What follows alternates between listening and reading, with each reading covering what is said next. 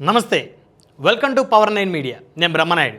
ముందుగా మన పవర్ 9 ప్రేక్షకులకు వీక్షకులకు నా హృదయపూర్వక ధన్యవాదాలు. ఇంకా ఎవరైనా మన ఛానల్ సబ్స్క్రైబ్ చేసుకోకుండా ఉంటే వెంటనే పవర్ 9ని సబ్స్క్రైబ్ చేసుకోండి. ఒకరు ముఖ్యమంత్రి, మరొకరు ప్రతిపక్ష నేత.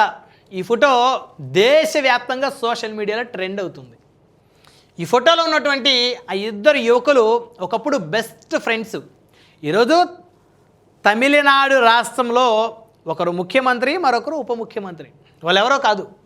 ఈ ఫోటో చూస్తే దాదాపు అందరికీ అర్థమవుతుంది. టీవీకే పార్టీ అధినేత, సినీ నటుడు, ప్రస్తుతం తమిళనాడు ముఖ్యమంత్రి జోసెఫ్ విజయ్. మరొకరు డిఎంకే పార్టీ అధినేత స్టాలిన్ కుమారుడు, మాజీ ఉప ముఖ్యమంత్రి, ప్రస్తుతం డిఎంకే పార్టీని అసెంబ్లీలో లీడ్ చేస్తున్నటువంటి వ్యక్తి, ప్రతిపక్ష నేత, తమిళనాడు రాష్ట్రం. అంటే బహుశా వారిద్దరు అనుకోని ఉండరు.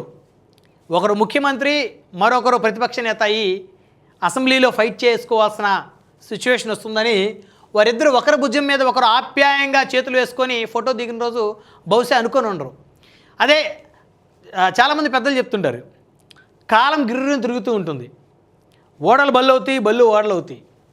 ఆ రోజు వీరిద్దరు ఒకరి మీద ఒకరు భుజం మీద చేసుకుని ఫోటో దిగిన రోజు ఈయన ఒక ముఖ్యమంత్రికి మనవడు కరుణానిధి గారు ముఖ్యమంత్రి, ఆయన కుమారుడు స్టాలిన్ గారు ఆయన ముఖ్యమంత్రిగా పనిచేశారు. ఆ తర్వాత ఈయన ఉప ముఖ్యమంత్రిగా పనిచేశారు. దాదాపు 50 సంవత్సరాలు పైగా విశేషమైనటువంటి రాజకీయ నేపథ్యం ఉన్నటువంటి కుటుంబం నుంచి వచ్చినటువంటి వారు ఉదయనిధి స్టాలిన్. మరి ఆ ముఖ్యమంత్రి మనవడి మీద చేసి ఫోటో దిగారు. అప్పుడెప్పుడే సినిమాల్లో కాస్త ఒక యంగ్ హీరోగా పేరు తెచ్చుకున్నటువంటి విజయ్ గారు. అంటే బహుశా ఆ రోజుల్లో ఈయనే గొప్ప, ఉదయనిధి స్టాలిన్. ఎందుకంటే ముఖ్యమంత్రి మనవడు కదా, రాష్ట్రమే వారి చేతిలో ఉంటుంది. మరి ఎంతోమంది, చాలామంది సినిమా స్టార్లు ఉన్నారు అప్పటికే తమిళనాడులో. రజనీకాంత్ గారు లాంటి వాళ్ళు, ఇంకా ఎంతోమంది పెద్ద పెద్ద స్టార్లు, కమల్ హాసన్ గారు లాంటి వాళ్ళు. వారితో పోల్చుకుంటే ఈయన పెద్ద స్టార్ కూడా కాదు. అప్పట్లో అసలు ఏం కాదు.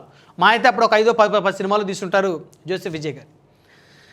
బహుశా ఆయన కూడా ఊహించుండ్రు నేను ముఖ్యమంత్రిని అవుతాను అని. అప్పుడు ఆయన దృష్టిలో ఉదయనిధి స్టాలిన్ గొప్ప ముఖ్యమంత్రి మనవడితో నేను స్నేహం చేస్తున్నాను, సో సినిమా ఇండస్ట్రీలో ఉండబట్టే కదా, కాస్త ఫేమ్ రాబట్టే కదా ముఖ్యమంత్రి మనవడు భుజం మీద చేసి నేను ఫోటో దిగే పరిస్థితికి వచ్చానని చెప్పేసి ఊహించుంటాడు. కానీ ఆ ఫోటో తీసిన ఫోటోగ్రాఫర్ ఊహించుండడు, ఆ చుట్టుపక్కల వాళ్ళు ఊహించుండ్రు, వీళ్ళిద్దరూ కూడా ఎప్పుడు కూడా ఊహించుండ్రు.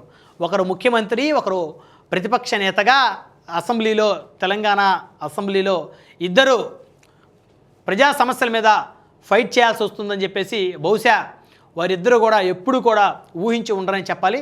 కొన్ని చిత్రాలు మరి కొంతమంది భవిష్యత్తుని, కొంతమంది గతాన్ని గుర్తు చేస్తుందని చెప్పాలి. ఈ ఫోటో అయితే వీరి గతాన్ని గుర్తు చేస్తుంది. నిజంగా ఇదొక ఆసక్తికరమైనటువంటి ఫోటోగా చెప్పొచ్చు. ప్రస్తుతం దేశవ్యాప్తంగా ఈ ఫోటో ఒక ట్రెండింగ్. ఎందుకంటే ఆనాడు ఆ ఇద్దరు మిత్రులు, ఆ యువ వయసులో ఫోటో దిగినటువంటి ఆ ఇద్దరు మిత్రులు ఈరోజు అదే రాష్ట్రానికి ఒకరు ముఖ్యమంత్రి, ఒకరు ప్రతిపక్ష నేత అవుతారని చెప్పేసి ఎవ్వరూ కూడా ఊహించరు. సో కాబట్టి రాజకీయాల్లో ఓడల బళ్ళు అవుతాయి, బళ్ళు ఓడలు అవుతాయి. ఒక రాజకీయాలే కాదు, ఏ ఫీల్డ్లో అయినా సరే ఓడలు బండ్లు అవుతాయి, బండ్లు ఓడలు అవుతాయి అనే దానికి ఒక బలమైనటువంటి ఉదాహరణ ఈ ఫోటోనే.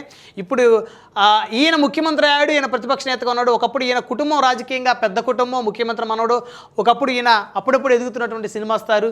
సో కాబట్టి ఓడలు బండ్లు అయ్యాయి, బండ్లు ఓడలయ్యాయని చెప్పొచ్చు.